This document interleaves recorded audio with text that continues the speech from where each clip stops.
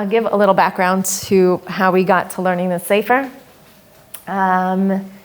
Essentially, when war broke out, and my Binyamin was sent off to Gaza. So Binyamin's in his tzevet, in his group, in his team. So there are a few English-speaking mothers. Two of them that I'm friends with. One of them is Binyamin's commander's mother. And so as war broke out, the commander's mother and others were just really struggling, as all of us were. And but the commander's mother, I think, was having the hardest time, just feeling like an extra level of responsibility, which obviously had nothing to do with her, but she felt that, and that's also her personality.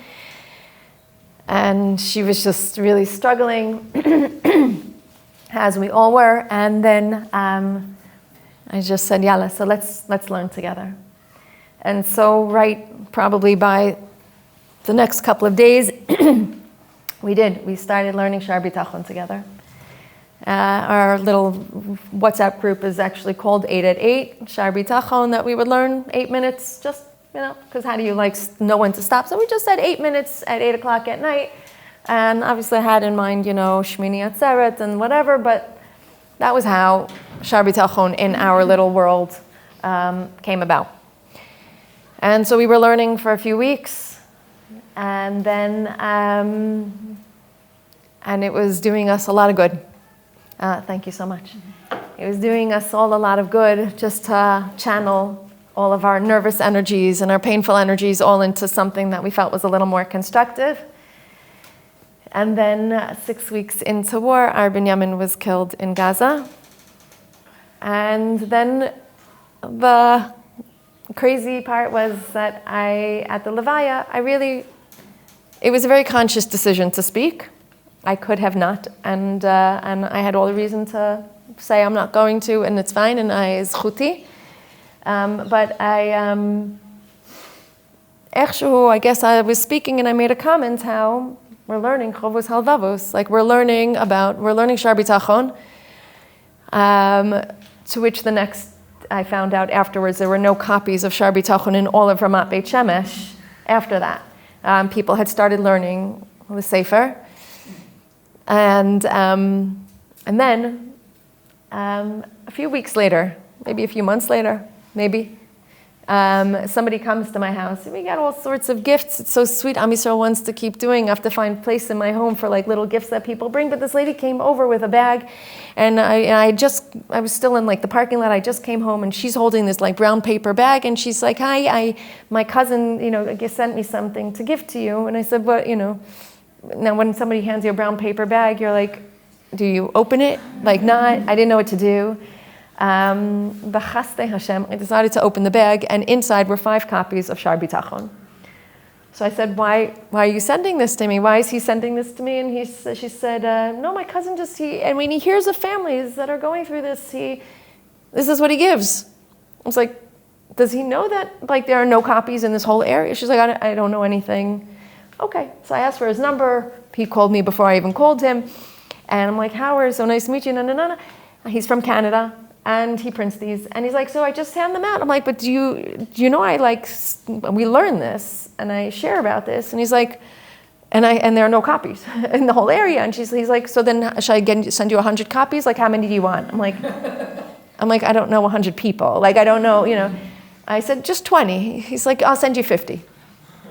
And then wherever I would go, I'd bring them with me. He even put stickers in them for Binyamin. And wherever I would go, I would then, I see somebody struggling, I bring them, I don't know, I share about it, I talk about it. I was in all my journeys and all around America and and I literally give them to people for those who are ready to learn it. He subsequently just gave me another 100 copies, and it's unbelievable. And that's how I got here. With Shaar HaBitachon. It also, I feel it's been a lifesaver. I share beforehand, before Binyamin, Hashem and I were good buddies beforehand. I had the kesher with him before. And I counted on him before. And we always had conversations like, can you just let the challah come out good? And can you just, help me find my other shoe? Can you help me? Whatever, But obviously it's taken on another deeper meaning of our relationship. I now also do downstairs with the girls, and as I was with the Atid program, and I was explaining to them, so we're not going to go through the intro, even though the introduction of any sefer is probably more priceless than the book itself, but it's a very long introduction, which is why you should be doing this on your own. Get homework at this age. But what he does discuss, my personal main takeaway really is the serenity that comes along with trusting in Hashem. Just a typical example, Mamash Nogeh B'Davar Hayom. Yesterday we started this whole cause match event for Beit Binyamin, and we're fundraising, and everyone's on my case, Jen, you have to call, and you have to speak to this donor, and you have to call this ambassador, and make sure, and I'm like, okay, I'll do it. But we're only at 50% of our goal. Okay,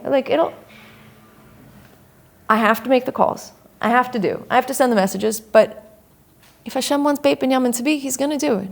If He wants to give the funding, He's going to do it. If He doesn't want it, I can make all the calls in the world. It's not going to make a difference. I have to make the calls, but I'm not stressing. I'm not worrying. It doesn't help. If Hashem wants it, it'll be. If He doesn't want it, it won't be, with all the efforts in the world that I can put into this. This is just one example, yeah? Here, I'm going to give you another example. There are loads. Another example, yeah? Here, I'll give you this. On Shabbos Mevarchim, we collect challahs that people make challahs. Anyway, you're making challahs, and anyway, so I collect them. I have all these drop-off places around Ramat Beit Shemesh, and then they get delivered to a central location that single moms come and pick them up.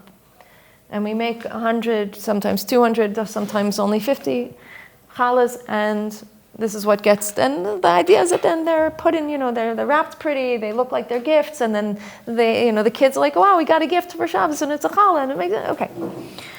So one time, I got a lady calls me, now let's say deliveries, let's say they're picked up like at 1 p.m., yeah? We bring them over.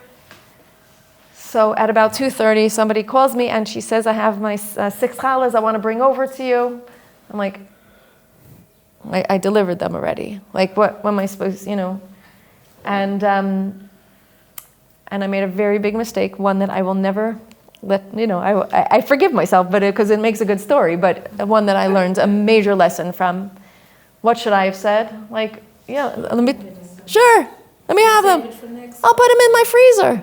And silly Jen said, I'm sorry, I delivered them already.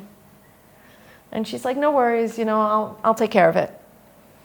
And she called me about 20 minutes later. I had obviously learned my lesson. As soon as it came out of my mouth, I realized. But she called me about 20 minutes later to say, don't worry, I found a place for them to go. I'm going to bring them up to Dolev, and I got an address. It's the same place I bring the challahs to. It was the greatest lesson because it's going to get where it needs to go. I lost the opportunity to be part of the process. I missed out. But everything is going to get where they have to go, and the money is going to get to Beit Binyamin. Who's going to be the person to donate? Up to them. But that's not up to me. And that was my greatest challah lesson. So this Shabbos, it happened to be the same person. Last Shabbos, brought them over very late, and they're in my freezer. And they'll go next time. And we said, thank you very much, with a big smile. Bakacha. This is the serenity, the tranquility that comes along with understanding that Hashem knows what's best. So, it's going to be a little hard without everybody having theirs, but beseder. First of all, this is not going to be a soliloquy. It will be interactive, and I'm very happy for people to be part, express, share stories, examples, ideas, insights. I made that clear from the beginning when I agreed to do this, that this was going to be mutual. A little hard to do mutual when you don't have the book in front of you, I understand. But disrupts the microphone. It should go behind. If it's okay. do you hear the microphone? No. Just I know from watching many videos on TORAH anytime. Thank you. I was like, oh, maybe I should cover it up, but thank you. Yeah, I'm still new to all this. Okay, so the introduction is really giant, and it's really great, and it just really talks about just feeling independent, feeling financially free, feeling always happy, feeling serenity, feeling complete calmness inside and happiness inside. Because yes, when you please God, will get to the place where you can say we've mastered it on whatever level we can. It is that. And obviously, this is, those who know me know that this is the life I live. This is the life I've known. Obviously, losing a child. In fact, just today, we had a major flood in our house a few weeks ago now. And so they keep sending more people to check on it, as opposed to saying we're going to start fixing it. I don't know. There's another shamai and another kablan and another through the insurance. Like, no, just bring a worker already and start. But okay.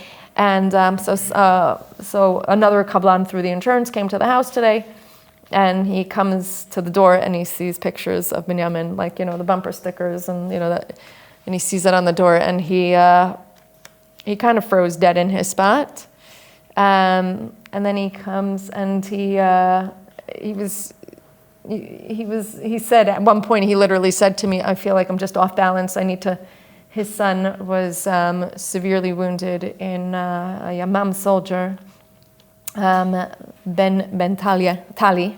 Should have refuah shlema. He's in rehab and by a sniper, and he enjoy. And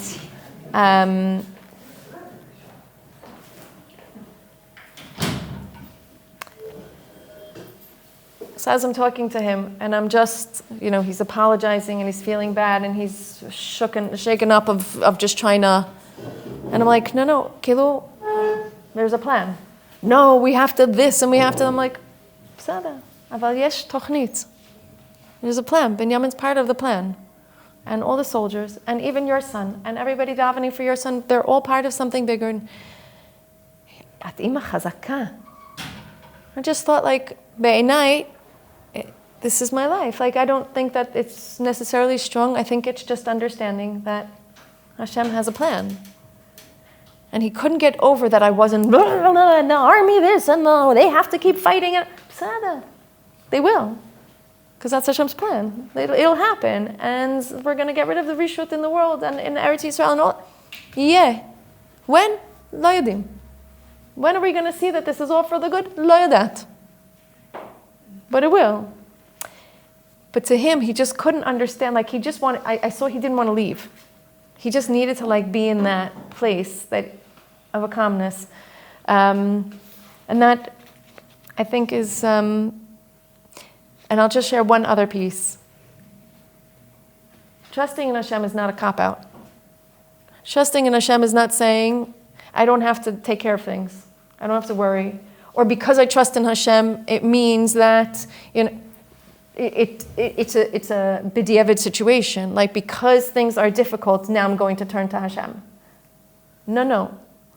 We're turning to Hashem because we understand that this is Hashem's plan, and the difficulty is part of it. Meaning, I'm not saying because my life is hard, now I'm going to just shirk it onto Hashem and not own it up myself. We'll get into it a little more. It'll all come clear soon. Okay. How are you going to do this when you don't have your own? That is a good question. Okay, Yala, I'm going to put this out here. What is a definition of bitachon? Yala, here goes the interactive bit. Faith. Okay, that's the literal word. What does that mean?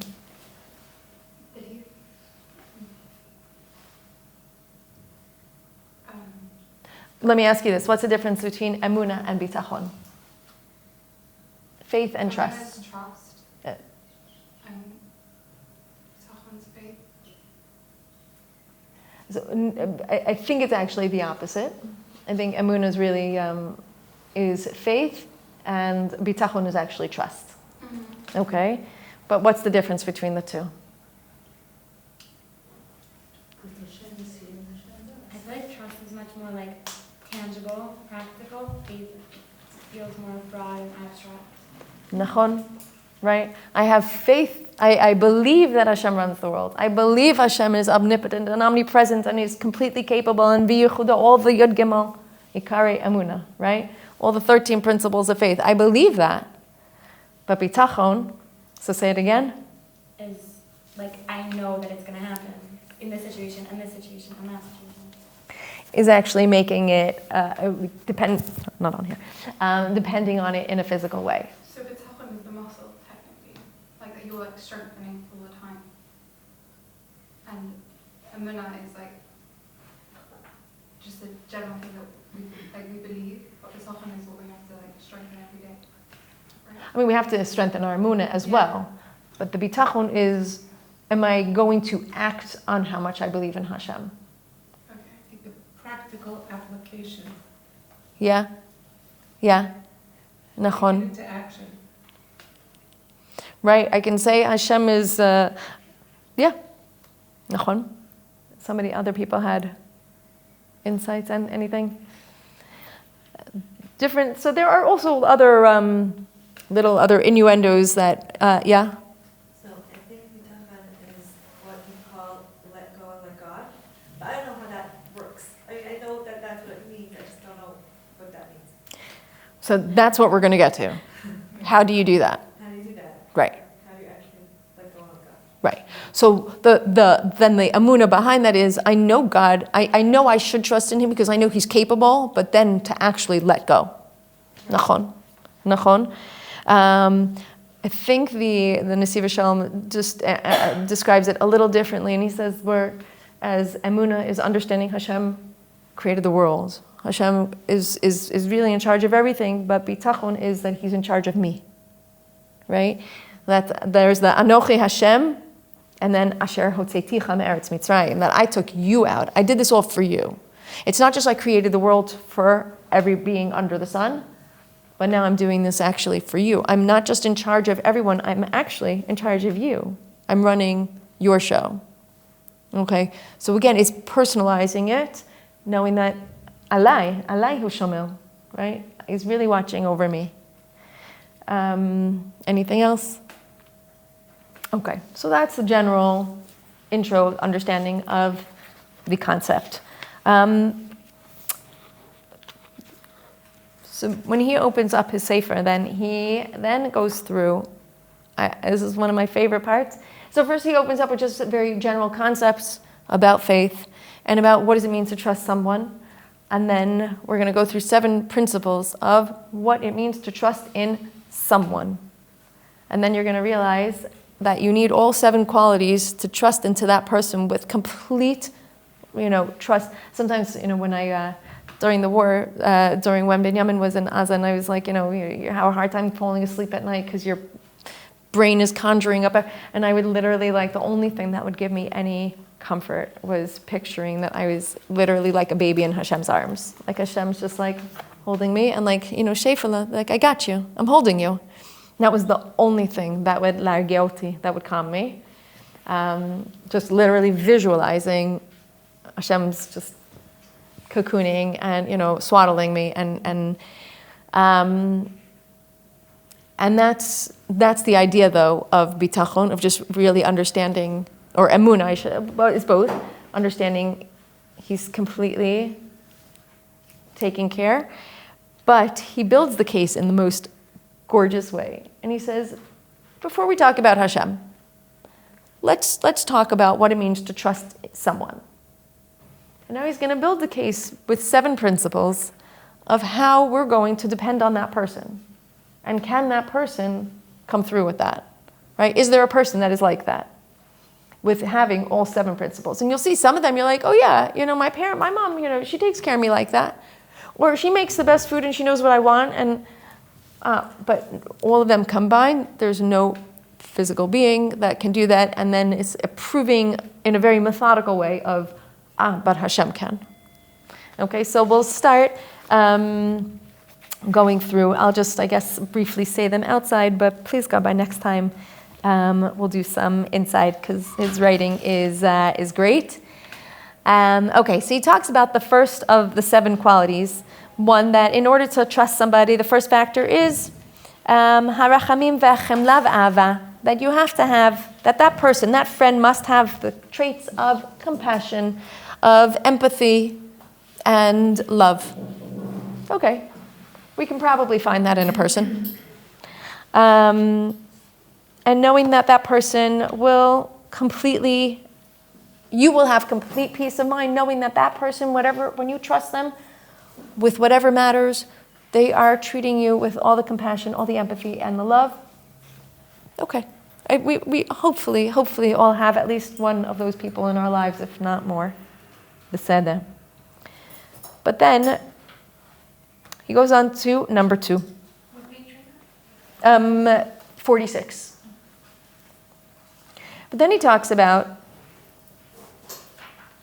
that even though he wants to take care of you, because he wants to give you things, because he loves you, he has compassion, he wants to shower you with whatever, well, is that person going to be able to fulfill those wishes? Is he going to be lazy in taking care of those things for you? Is he always going to be diligent in taking care of those things?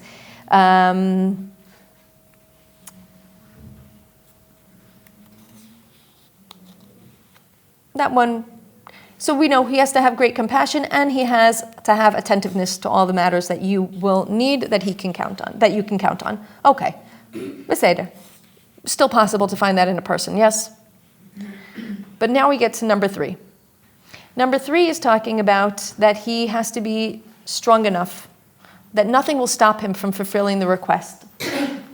That he has to be one who is physically strong enough and emotionally strong enough, and he will not lack the means to take care of anything that you need.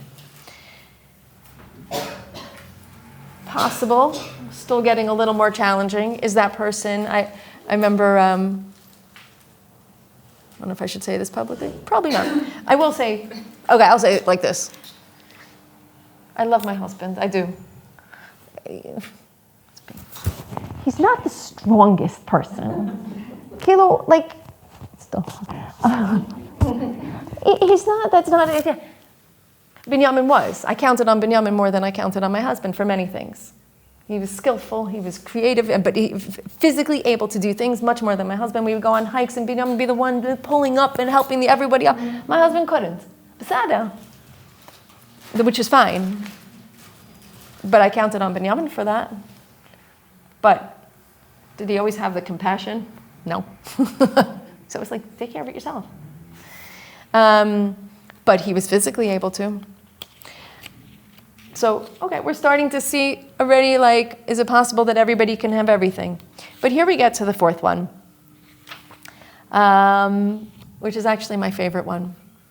Let me just do the Hebrew, because it's really, no moment.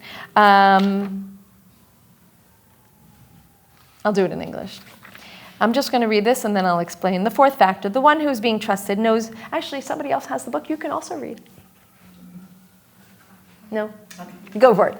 The 4th factor, the one who is being trusted knows which things will be of true benefit to the one who is trusting in him.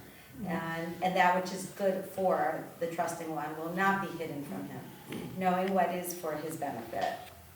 In concealed matters, just like in revealed matter, and he knows how to create a situation that will be for his good. So, the next part is also, but does a person always know what's actually good for you?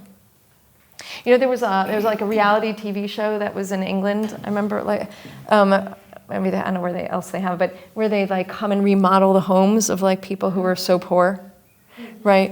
What? They have it in the States. They have it in the States. And they come and they like make it like, oh, the dream kitchen, and new beds and new carpet and they're so excited because they just got this like gorgeous new house that like their dream home. They have no money to maintain it.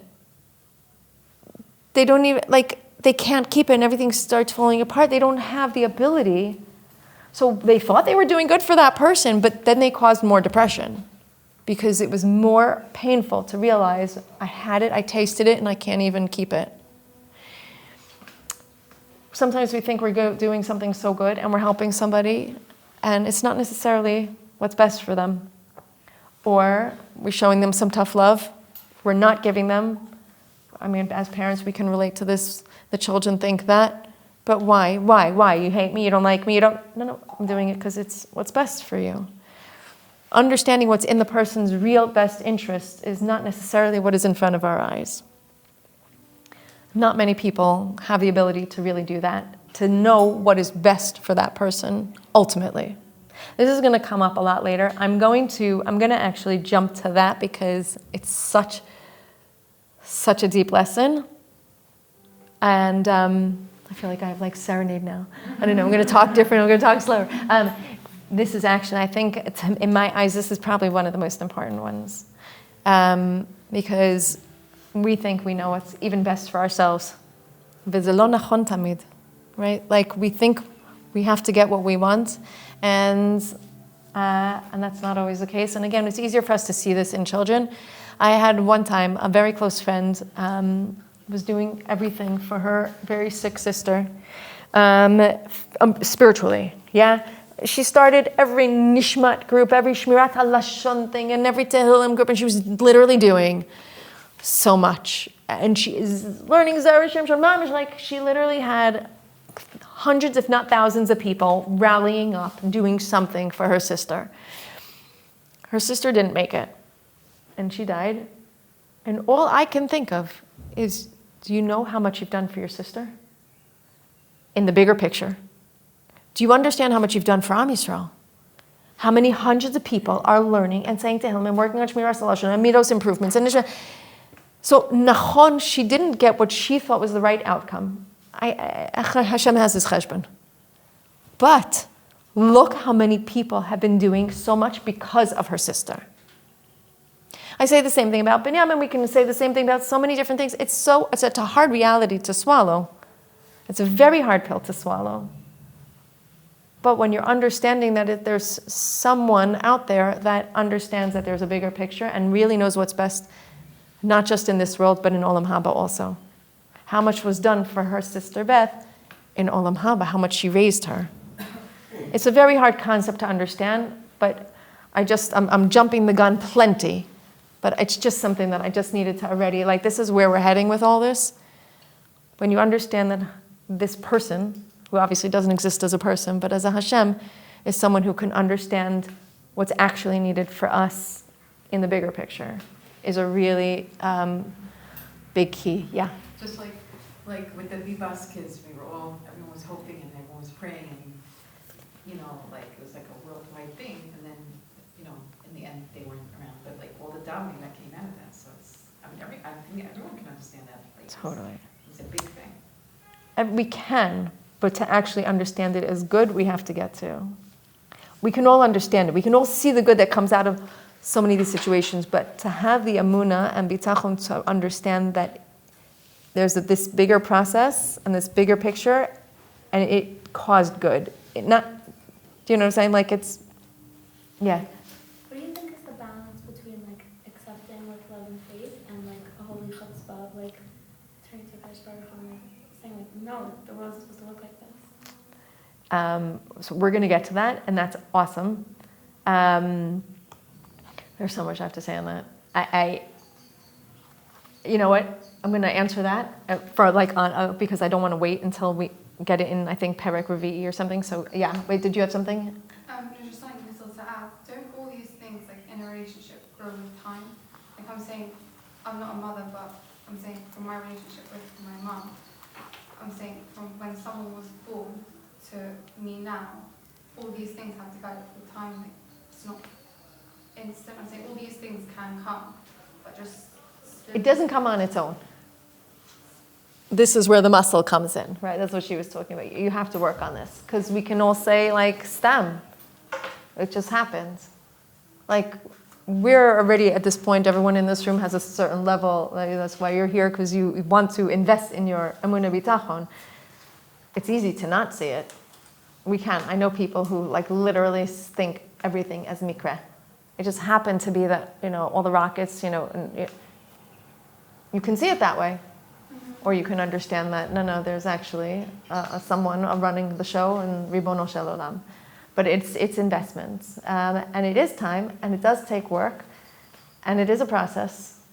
And sometimes the process can go faster and sometimes slower.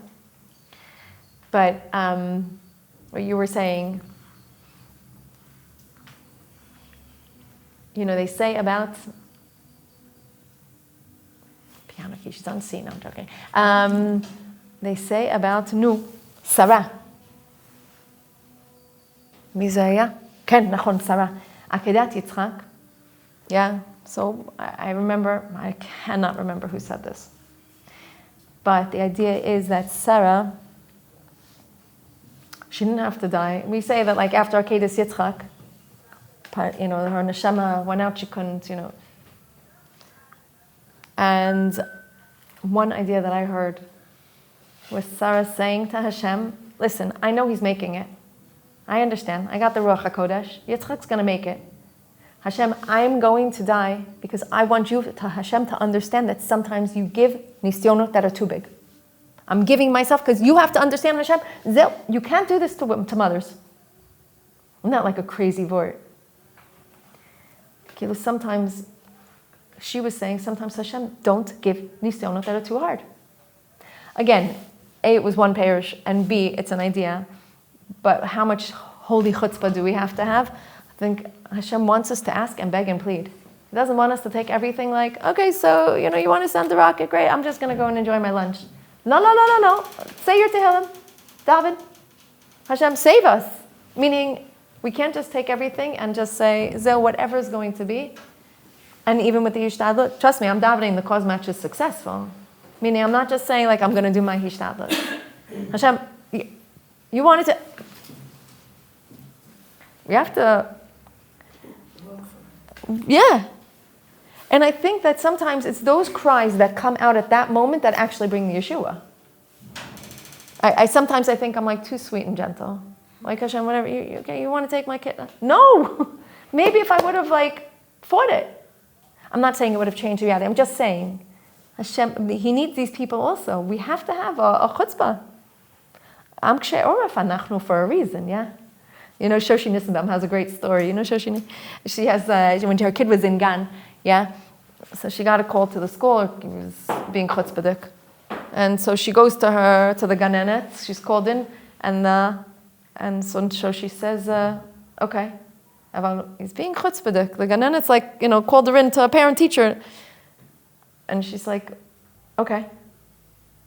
She's like, it's good with chutzpah. It's good to have some chutzpah. First of all, can you imagine that if we didn't have any chutzpah, would we still be holding on to Mashiach coming? Would we have the chutzpah to wait? We would have given up. We have to fight for things, and we have to not fight, with our laying down, and sometimes we have to just understand, Zeh vayidom Aaron, I got it. Zeh ma sheyesh. When and where and how much. He gets to it a little bit, not so much, but hopefully we'll get to some of that. I don't know what time. We give out. 5, 6, and 7, should we do quickly? I'll do 5, 6, and 7 quickly.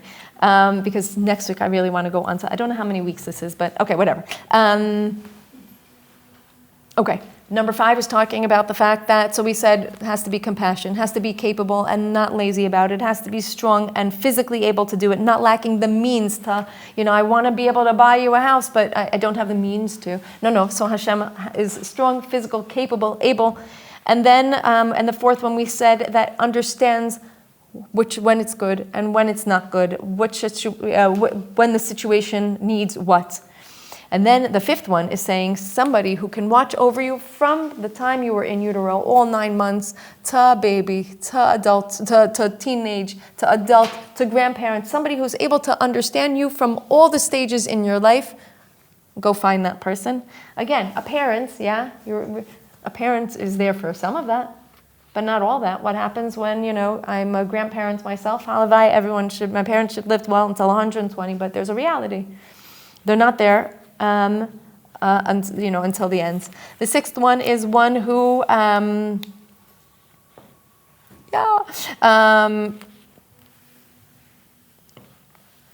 this one is a cute one. I use this as an example of to protect from any harm. Yeah, so we can say with a kid, I'm going to lock the kid in the room and make sure nobody is mean to him and nobody hurts him, and that's how we're going to protect them from harm. It's not so realistic, but Hashem can do that without locking us in a room.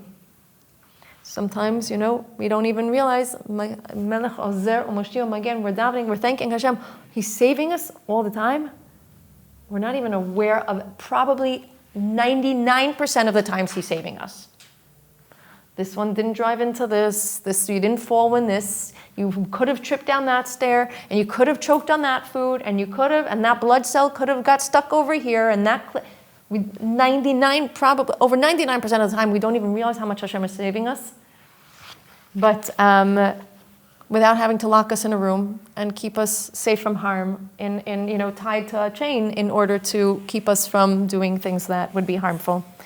And the seventh one is that,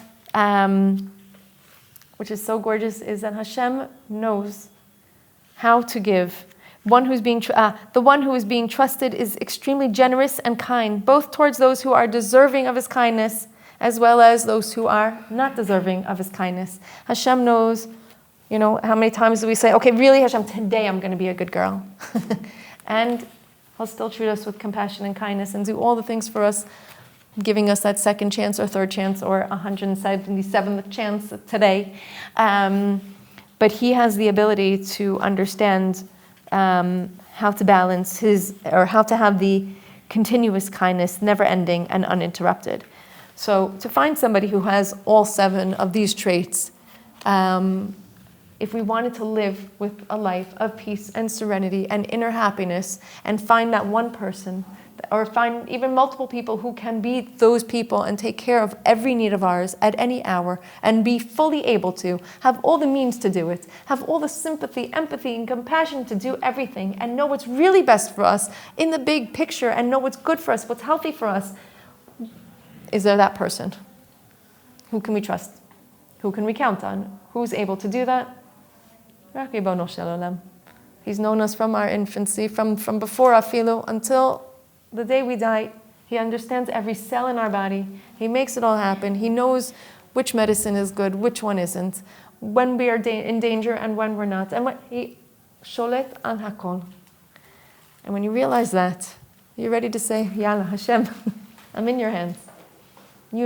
I'm completely trusting that whatever happens today is the way you see as best for me. And that's our introduction to Shaar HaBitachon. Bezrat Hashem, next week we'll go into the next stages of peace and serenity through life of living Shaar HaBitachon. Thank you so much.